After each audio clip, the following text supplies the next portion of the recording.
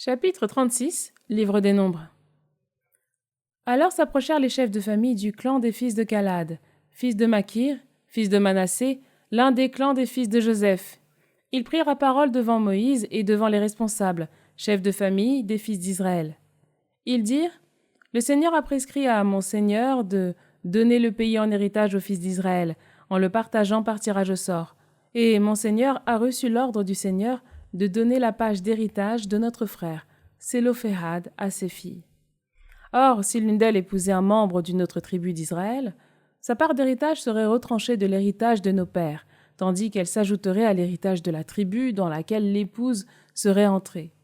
Cette part serait alors retranchée de notre héritage attribué par le tirage au sort. Quand pour les fils d'Israël arrivera le jubilé, sa part d'héritage serait ajoutée à l'héritage de la tribu dans laquelle elle serait entrée. Et donc cette part d'héritage serait retranchée de l'héritage de la tribu de nos pères. Alors Moïse donna l'ordre suivant aux fils d'Israël, selon la parole du Seigneur. Il dit : Ceux de la tribu des fils de Joseph ont raison. Voici donc ce qu'a ordonné le Seigneur en ce qui concerne les filles de Sélophéhad. Il a dit : Elles pourraient épouser qui bon leur semblera, à condition d'épouser quelqu'un d'un clan de la tribu de leur père. Ainsi, les parts d'héritage des fils d'Israël ne passeront pas d'une tribu à l'autre. En effet, chacun des fils d'Israël restera attaché à l'héritage de la tribu de ses pères.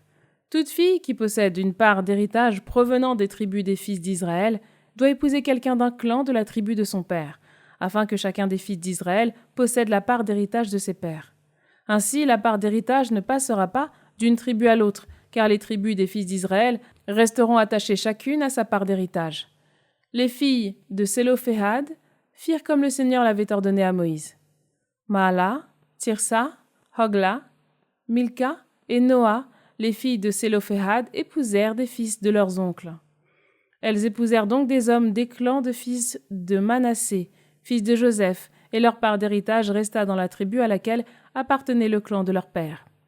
Voilà les commandements et les ordonnances que le Seigneur prescrivit aux fils d'Israël par l'intermédiaire de Moïse, dans les steppes de Moab, au bord du Jourdain, à la hauteur de Jéricho.